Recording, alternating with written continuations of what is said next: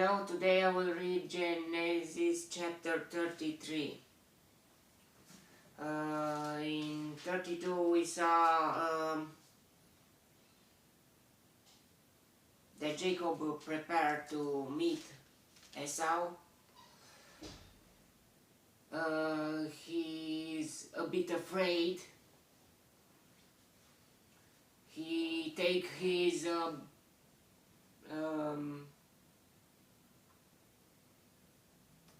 man, his everything. He divided in more groups. He's sending gifts in front of him that may Esau will stop his madness, or as Jacob thought he is. He think maybe that Esau he didn't forgive him, or he's still mad. He wanted to kill him before, and he's afraid.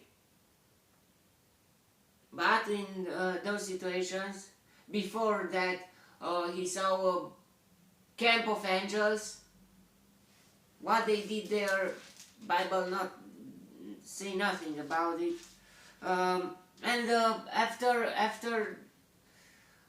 he heard that Esau will come with 400 armed men. In that night he was fighting with God. He was wrestling with God. It's like Jesus, before he was crucified, all that night was very, very difficult for him. He was praying and he was crying with tears of blood even. And whoa, so much stress, so much.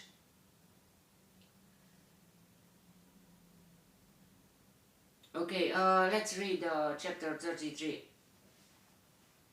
Jacob looked up, and there was Esau coming with his 400 men.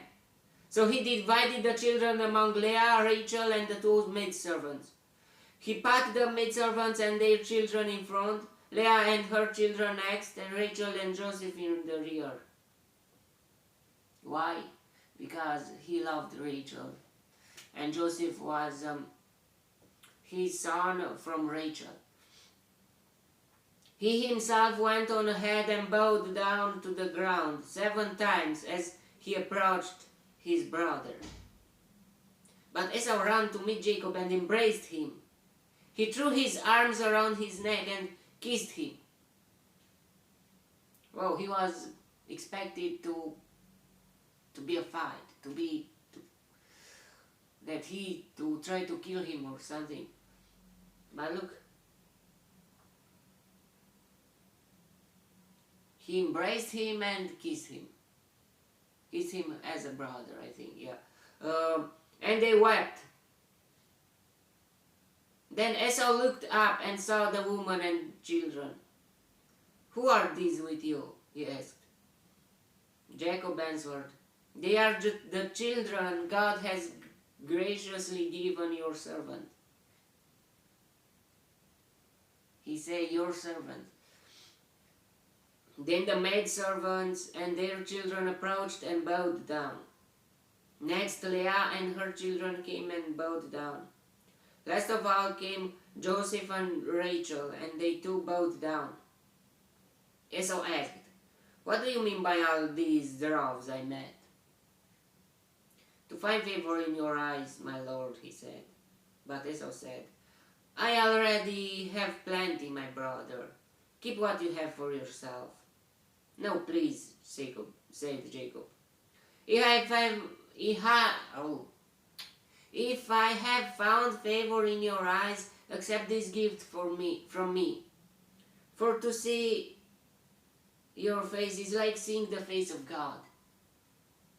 Now that you have received me favorably, please accept the present that was brought to you from, for God has been gracious to me and I have all I need. And because Jacob insisted, Esau accepted it. Then Esau said, let us be on our way. I'll accompany you. He wanted to walk with him, to accompany him. But Jacob said to him, my Lord knows that the children are tender and that I must care for the ewes and cows that are nursing their young. If they are driven hard just one day, all the animals will die. It was a pretext or what? Maybe, I don't know. So let my Lord go on ahead of his servant, while I move along slowly, at the pace of the droughts before me, and that of the children, until I come to my Lord in Seir. Jacob was now hit just one night ago by God in the tendon, and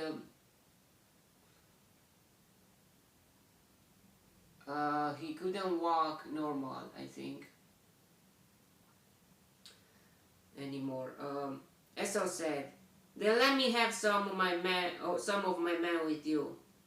But why you do that? Jacob asked. Just let me find favor in the eyes of my Lord. So that day Esau started on his way back to Seir. Jacob, however, went to Sukkot, where he built a place for himself and made shelters for his livestock. That is why the place is called Sukkot. Before that, Esau wanted to give to Jacob some of his men, some of his army to be protected, or just to protect them and then to go home, I don't know. Or maybe to give them to Jacob.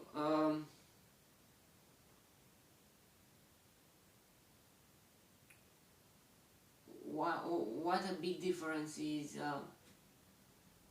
if God is with you, everything can be changed into something beautiful. And those 400 men who he thought that they want to attack him,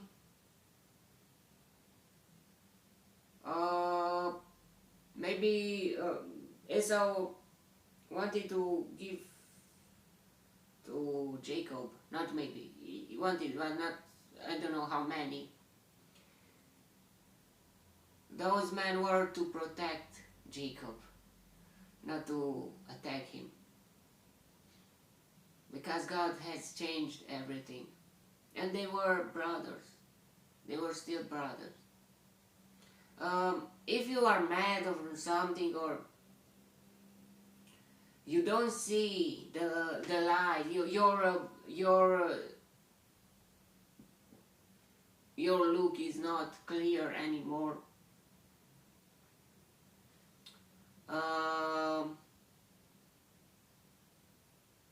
After a while, when you see more difficult things in life, and you remember of those that were nice but a bit sour, you will love them maybe, to come back and to embrace them,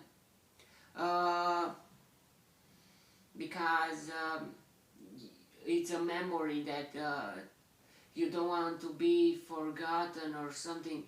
It's by that feeling that the time has passed and you are not meet the past anymore in your life. But if you meet not the past, but the person or from the past, maybe you embrace them even if they were a bit sore, but not all their lives. So it was just the end of the uh, before they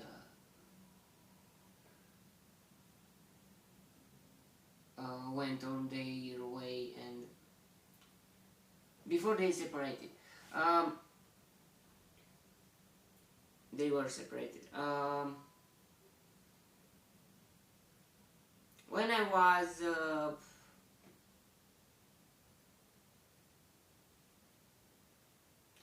I had I'm I experienced those feelings too.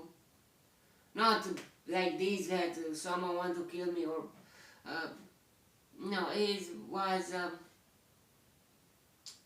like I said before. Um,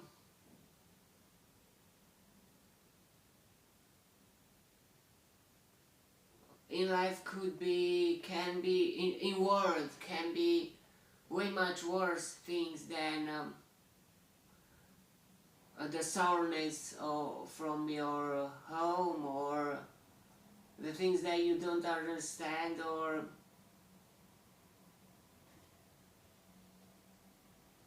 you are too sensitive to some of things. Um,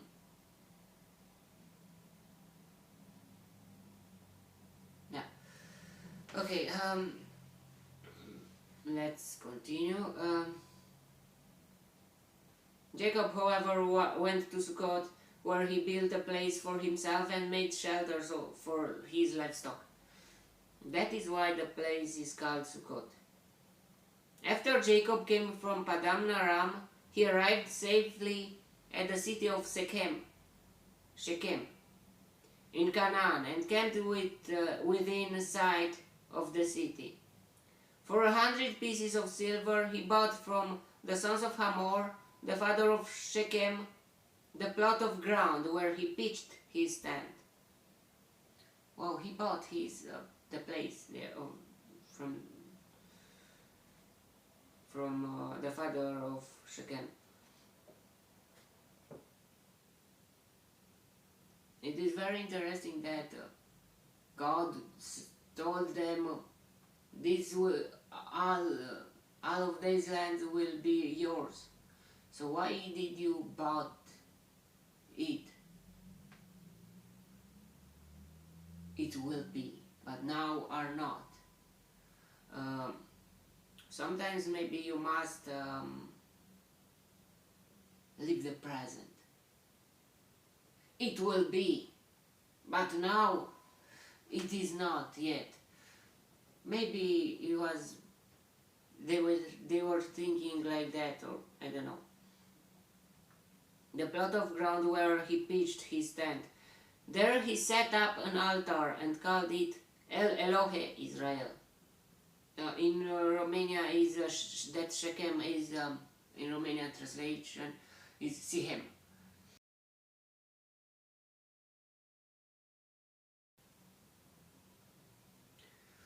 Okay, if we learn something from this chapter, it was like I said, at the age of when I had 18 years old,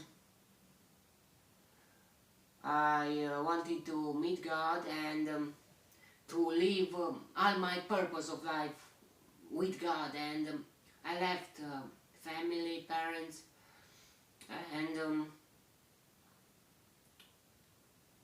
tried to run away in different country to meet God, but it happened that God didn't came, and it was very difficult, and I had so much, not so much, I remember that my parents, and because of that wish, my parents were a bit sore on that subject. They didn't let me to go, and that made me a bit sad, a bit nervous, angry at that situation, and I ran away with that feeling. It was not that the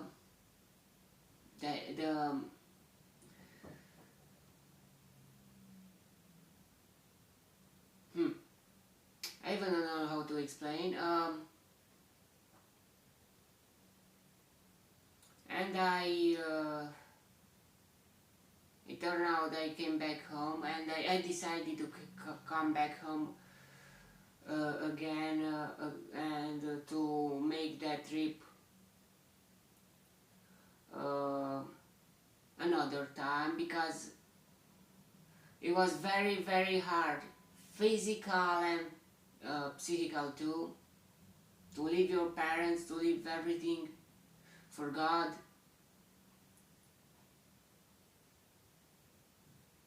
And to put yourself in faith, like, I believe that God is with me. I put myself in His hand.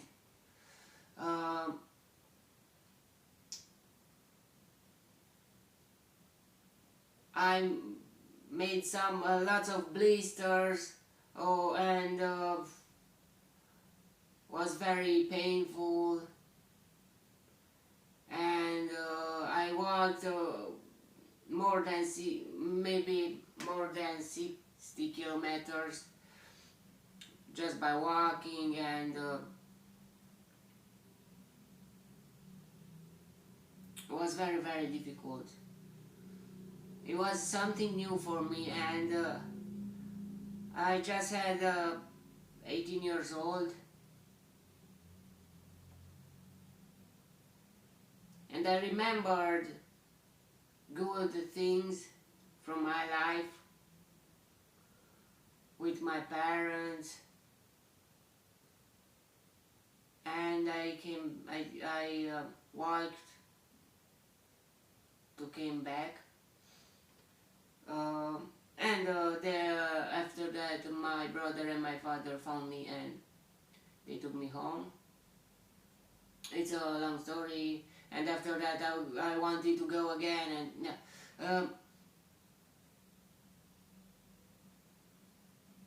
But I was a bit mad at them, or how to say,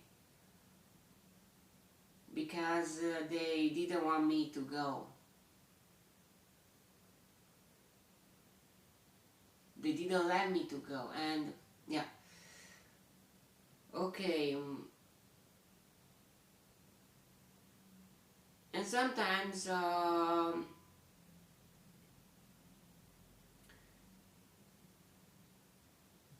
when you expect in front of you to be a fight, sometimes it can be an embrace, a kiss, like happened here. If God is with you,